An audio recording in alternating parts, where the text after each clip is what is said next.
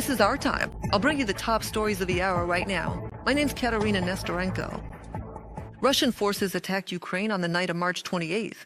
Russia launched 273 attack drones from 5 directions. Air defense forces managed to shoot down 257 targets. Hits were recorded at 18 locations, with debris falling at 9 others.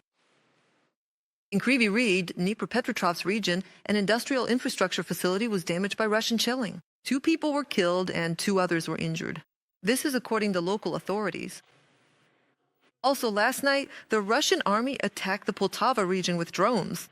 A residential building and industrial facilities were hit. 1 person was killed as a result of the shelling. In the Sumy region, 2 people were injured as a result of Russian attacks. According to the Regional Military Administration, private homes, outbuildings, and energy, gas, and industrial infrastructure were damaged. The invading army launched the most drones at Odessa. 2 people were killed and 12 were injured. There's massive destruction in the city. Dozens of homes, a maternity hospital, and schools were damaged. In addition, Russian occupiers struck port infrastructure. A grain gallery was damaged there. For more details on the aftermath of the shelling, see Ksenia Sitinskaya's report.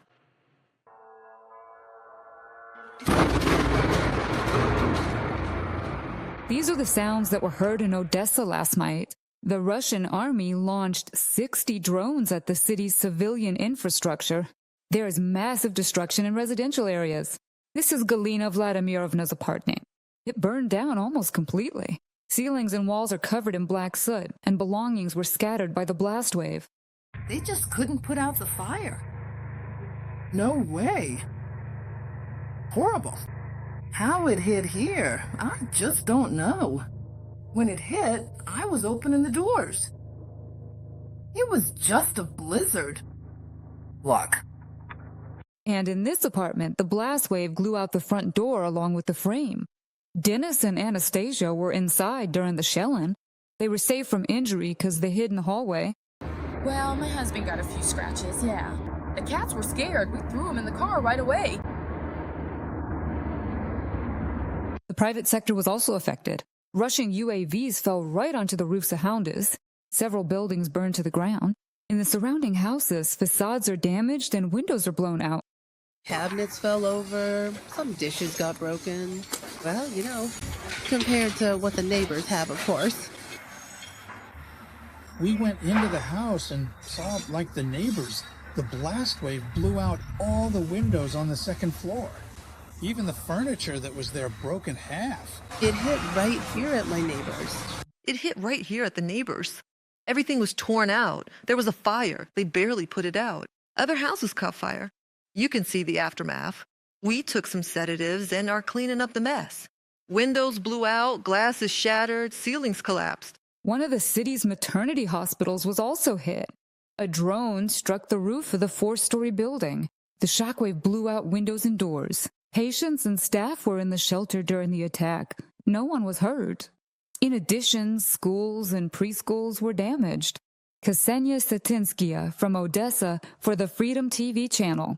Terror against civilians is how President Zelenskyy described the night shelling of Odessa. He emphasized that the Russian army launched over 60 attack drones at the city. The head of state urged the world community not to ease sanctions against Russia under any circumstances. No military purpose whatsoever. This is pure terror against ordinary civilian life. Every such strike proves that Russia does not want to end the war. Therefore, any easing of pressure on it is dangerous. And coordinated work to protect people and lives will help us, our country's defense and diplomacy. Volodymyr Zelenskyy, President of Ukraine, on Telegram.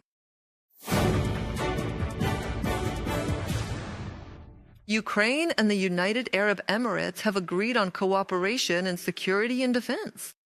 President Volodymyr Zelenskyy met with UAE President Mohammed bin Zayed Al Nahyan.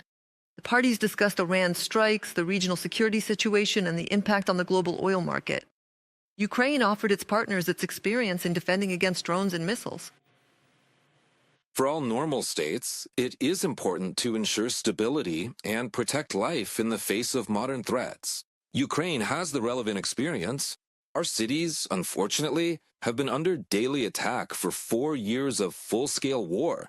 Ukrainians have developed a defense system that ensures a high rate of shooting down enemy drones and missiles. It is this systematic approach and integration of experience that we offer to our partners.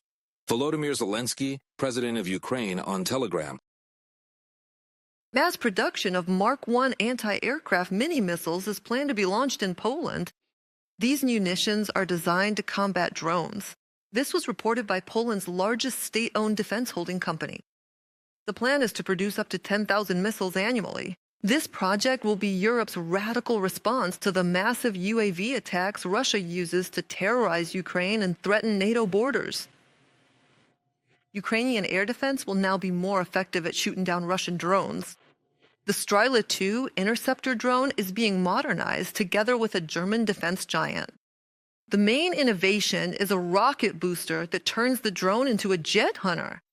Thanks to instant start technology, the drone takes off almost vertically and reaches an altitude of several kilometers in just seconds. This way, the Estrela 2 can get above the enemy drone and attack it from above. The UAV is also equipped with artificial intelligence. The project has already received strong financial support. The German government has paid for an order of 15,000 units of Estrela 2 interceptors for Ukraine's needs.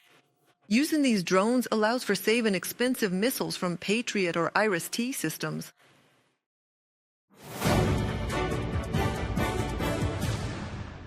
The Verkhovna Rada Commissioner for Human Rights, Dmytro Lubinets, has appealed to the International Committee of the Red Cross and the Russian side regarding the humanitarian catastrophe in the Russian-occupied city of Oleshky. This is the Kherson region. According to the ombudsman, a critical shortage of water and food has been recorded in the settlement due to the blockade.